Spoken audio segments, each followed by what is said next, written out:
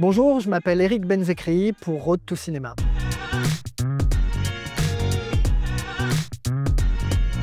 Bonjour Eric Benzekri, on est très heureux de vous recevoir ici à Road to Cinema. Vous avez été récompensé pour la série La Fièvre qui a été diffusée l'année dernière sur Canal+. Vous n'avez pas du tout commencé dans le milieu artistique, vous avez d'abord été conseiller politique.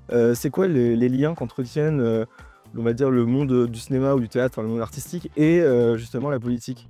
Je pense qu'il y a le point commun, c'est la scène.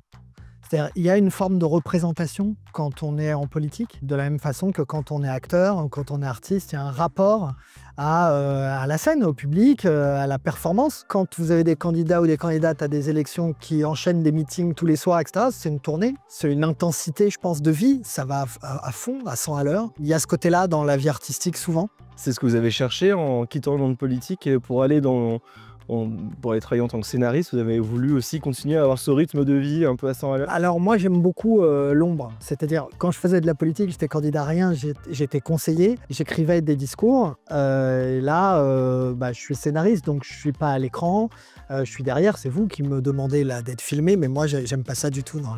On peut quand même dire que vous êtes une personnalité un peu médiatique parce qu'on a pu entendre qu'effectivement même les politiques maintenant cherchaient parfois à vous rencontrer, à vous parler parce que parfois votre fiction dépasse la fiction, devient très réelle très vite. Comment vous retenez ce rapport-là, presque un peu d'oracle parfois sur certains sujets? C'est loin d'être un oracle, mais simplement quand vous poussez le présent, vous essayez de le tirer à fond, c'est mon travail, moi. Des fois, vous tombez juste sur l'avenir. Il y a plein de fois où ça tombe pas juste et peu importe.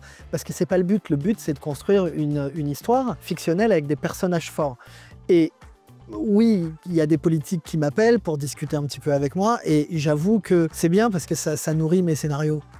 Même le président de la République a parlé de la fièvre lors d'une allocution. Donc il y a quand même un sentiment d'être plus que jamais dans le temps présent. Et justement, comment quand on est scénariste, on arrive encore à faire de la fiction qui a la prétention de parler du présent, quand souvent finalement la réalité peut être plus terrible que la fiction? C'est une course de vitesse en fait. Moi le matin quand j'ouvre les journaux justement, des fois je me dis ouh là là, quel épisode va tomber en ruine parce que c'est déjà arrivé. C'est très bien, il y a un côté amusant à ça, il y a un petit challenge et puis surtout, en fait, encore une fois, le but n'est pas de prévoir quoi que ce soit, le but est d'essayer de contribuer par la fiction à essayer de comprendre dans quel monde on vit. Et moi-même, j'ai toujours pas compris. Vous avez cette prétention finalement de parler de la société, parler des crises qui traversent notre société, qu'elles soient politiques, sociales.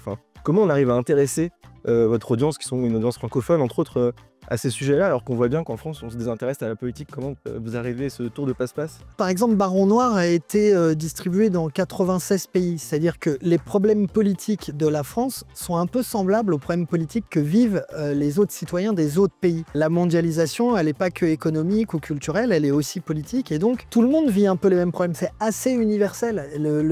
La distance dont vous parliez entre la société et les politiques, elle existe à peu près dans tous les pays du monde. Donc, c'est assez universel, on s'y retrouve. Après, il faut que ce soit pas, c'est comme pour tout, hein, il faut que ce soit pas ennuyeux. Et donc pour ça, c'est les personnages. En fait, il faut qu'ils soient pas simplement plus vrais que vrais, il faut qu'ils soient hauts en couleur et qu'ils soient attachants, même quand ce sont des salauds. Dans La Fièvre, notamment, vous maniez des complexes, des concepts très complexes, comme par exemple, il y a toute une scène qui explique la fenêtre d'Overton, etc. Comment on fait pour être un peu quand même pédago sur ces sujets-là sans pour autant être trop explicatif ou perdre le rythme d'une série? Alors, faut se creuser la tête longtemps, donc c'est des scènes qui sont écrites, puis réécrites, puis réécrites pour essayer d'en garder que la sève. Et puis ensuite, j'ai un compagnon, Ziad Doueri, qui réalise quasiment tout ce que j'écris, et Ziad a ce talent-là de prendre mes textes et de les mettre en images en les sublimant. C'est-à-dire en leur donnant un sentiment d'urgence permanente. C'est vraiment une complémentarité, je pense, qu'on a tous les deux, qui fait qu'à la fin, même si c'est complexe, on prend du plaisir à suivre. Et c'est une particularité de La Fièvre comme de Baron Noir, effectivement, vous l'avez dit, vous travaillez en duo avec votre réalisateur. Comment vous travaillez ensemble? Est-ce qu'il est présent dans la phase d'écriture ou il hérite des scénarios après? Comment ça fonctionne? Alors, c'est variable, ça dépend des séries, mais en général, il découvre tout d'un coup.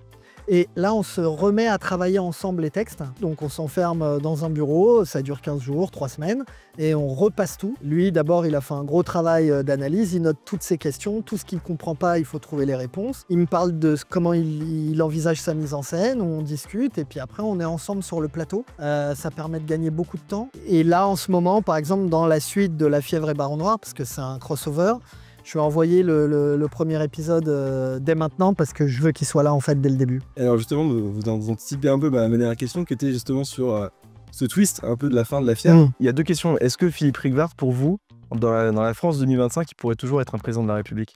C'est-à-dire, je me pose pas la question parce que dans ma série, il est président de la République. Donc si je commence à me dire est-ce qu'il pourrait l'être, vous voyez, là, c'est le réel qui va me manger. Dans la France de Baron Noir, il est totalement président de la République. Et il sait qu'il a pas beaucoup de temps. Et c'est une grande galère. Donc on peut peut-être espérer voir ce fameux crossover peut-être à une échéance, je dis ça au hasard, 2027. Oui, c'est probable. Super, bah, on a hâte de découvrir ça. Moi aussi.